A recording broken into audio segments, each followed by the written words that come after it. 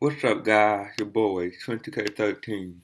Gonna talk about 10 best possible matches for The Undertaker at SummerSlam. As the rumors are to believe, this weekend, Summer will play host to a cold day in hell. The Undertaker will allegedly be returning at WWE Battleground pay-per-view with an eye toward building a match for SummerSlam in Brooklyn, New York. Said bout will be Taker's first non-WrestleMania season match since 2010, and could very well be the start of one final run for one of the greatest WWE legends of all time, accumulating in a retirement bout at WrestleMania 32 in his home state of Texas. Just as important as The Undertaker returning, though, is a phenom eventual opponent. As the past several years' worth of WrestleMania have proven, the right opponent can make or break an Undertaker match for all of his talent. The man is mortal, and at 50 years of age, his physical limitations are more pronounced than ever. The wrong opponent may damage the Undertaker aura, already tarnished since the breaking of the streak at WrestleMania 30. But with a skilled grappler across the ring from him, WWE can get the most out of a return match from the legendary champion, while still keeping him strong enough for future appearances. Here are the 10 best possible matches for The Undertaker at SummerSlam. Number 10. Chris Jericho. As hard as it is to believe, in all of the years that their WWE career overlapped, Chris Jericho and The Undertaker have never had a high-profile one-on-one match. Though a bout between the two was initially rumored for WrestleMania, WWE decision-maker opted to go with a Shawn Michaels rematch, and undoubtedly nobody was disappointed. Still, a Jericho Undertaker bout on pay-per-view is one of WWE's greatest what-if scenarios. Thankfully, the match can still happen, but the window of opportunity may be closing. At 44, Jericho only worked for WWE part-time, but he got the ring awareness of an experienced veteran while maintaining the athleticism of a youngster. He'll be the perfect opponent for The Undertaker. The key is setting it up. Perhaps Jericho could interrupt Taker's return at Battleground. After all, Y2J first made his name in WWE as an iconoclast who uninterrupted top superstars. A victory over Jericho would be a foregone conclusion, but the match would be strong enough that it would kick off a retirement tour perfectly. Number 9. Roman Reigns. His career may have faltered since WrestleMania, but make no mistake, Roman Reigns is still WWE top candidate to lead the company in the years to come. The waning fan backlash hasn't been replaced with rampant adoration, and a program with The Undertaker isn't the best way to make that happen. But a big dog phenom matchup will surely cement the fact that Reigns is in the company's upper echelon. For all of the flack Reigns had caught from the WWE Universe, he an accomplished performer who had built up a track record of excellence in single competition. He got the ferocity and tenacity of a 20-year younger Undertaker, and a clash between the two is a dream match, even if fans don't realize it at first. If WWE chooses to go this way at SummerSlam, the result would be great action and an elevated profile range regardless of the outcome. Number 8. Cesaro. Wrestling has changed a lot over the past several years, and a lot of that has to do with the pulling back of the curtain. The fact that fans have more access than ever to the backstage working of their favorite companies. Some have argued that this has damaged the wrestling business, but in some ways it helped. While great workers will often ply their trade in a state of stagnation, today's audiences are better at recognizing true talent, picking up on front office capacity, and turning it all into a fan movement for a wrestler. There is no better example of this than Cesaro, while he had his ups and downs over the course of his 3-year WWE career, and certainly more down than he deserves. The man is so talented that he only ever a single match away from reminding the WWE Universe why he deserves to be a top star. Following two amazing Raw matches with John Cena, one could argue that Cesaro is hotter than ever. With all the fans Cesaro has won over in recent weeks, announcing him as an opponent for The Undertaker would be surprisingly well accepted, especially if Cesaro won a match or a tournament for the honor of facing the Phenom. As for the bout itself, Cesaro is arguably the most talented active wrestler on WWE roster, so do the math. Number 7. Sheamus. Like a match with Cesaro, a Sheamus Undertaker bout might seem like a mismatch at first, but in some ways it's the ideal first match back for the Phenom. While Sheamus' heel turn hasn't quite taken off like WWE had hoped, he's still a former WWE and World Heavyweight Champion whose name carries with it quite a bit of cachet, and the fact that he holds the coveted Money in the Bank briefcase proves that he's still an important player in the company. More than for the character dynamic, though, a match between Sheamus and The Undertaker would be notable for the in-ring action.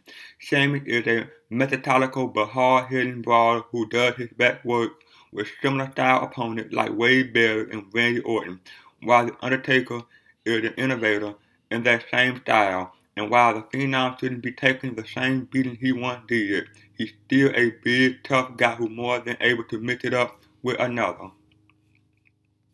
Number 6. Triple H. While the men already mentioned on this list have never fought the Undertaker in high-stakes matches or at all, Triple H have clashed with the Phenom on many occasions, most notably at WrestleMania, with Taker picking up the win in all three bouts. Some will argue that the combination falls into the category of been there, done that, but given the circumstances of the past couple of years, there would be a whole new dynamic between the Game and the Phenom.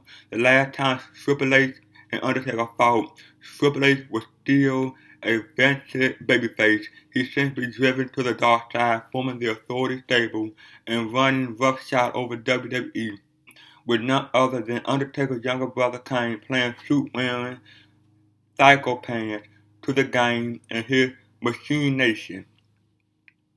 Undertaker, meanwhile, has long been known as the co-CC of WWE. Perhaps it's time for that co-CC to make itself felt, showing the COO just who the real boss is.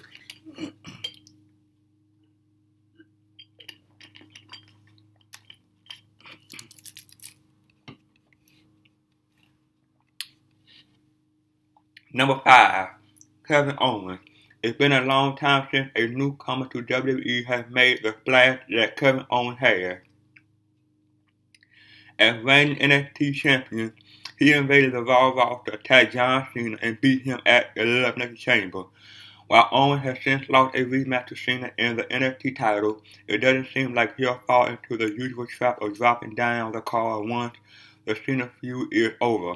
Perhaps he'll even be United States champion.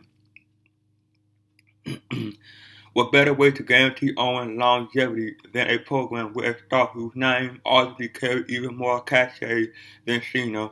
Granted, fans will expect an Undertaker victory, and a loss by Owens will hurt him. But what if the rising star was to claim victory? Despite his win over Cena, it would be one of the most shocking match outcomes since, well, WrestleMania 30.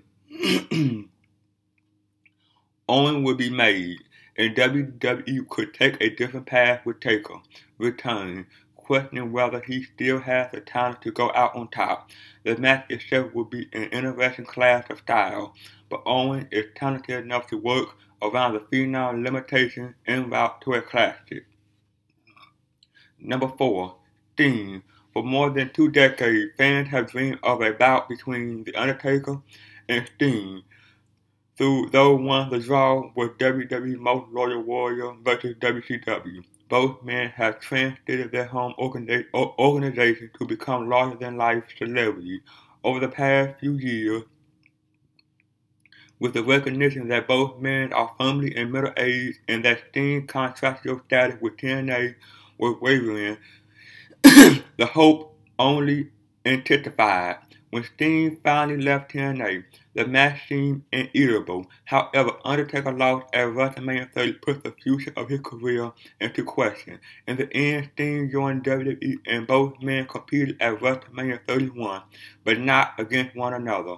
With Taker lost to Lesnar and Sting lost to Triple H, this bout may have lost some of its luster, but it's still a bona fide dream match capable of capturing fan interest like almost no other bout. With Sting rumored to be competing at SummerSlam as well, this may be the direction in which WWE is heading. The only caveat is that perhaps waiting until WrestleMania 32 would be wiser for such a huge encounter. Number 3. Seth Rollins. No WWE superstar ought to be held in higher regard than the WWE World Heavyweight Champion, and for that reason alone, Seth Rollins could easily be placed in the Undertaker's crosshair. After all, we've seen Undertaker return to challenge a reigning champion before, and what better way to cap off a retirement tour than with one final reign as WWE Champion? Still, there's even more reason for a challenge than a war title. Since leaving the Shield and joining the Authority, Rollins, like Triple H, has made WWE his own personal playground, even more so than Triple H, who had often taken a backseat to his protege. And Triple H's absence, Rollins has repeatedly clashed with Kane, so much so that their animosity often overshadowed Rollins' championship program, while the champion and the director of operations seem to have reached Dente as of late. Rollins shattered the truth by attacking an already injured Kane following an assault by Brock Lesnar. All the ingredients are there to make The Undertaker into Rollins' worst enemy. The problem with the match would be the outcome. Would Taker become WWE Champion, potentially alienating fans who have come to see him as more of a special attraction?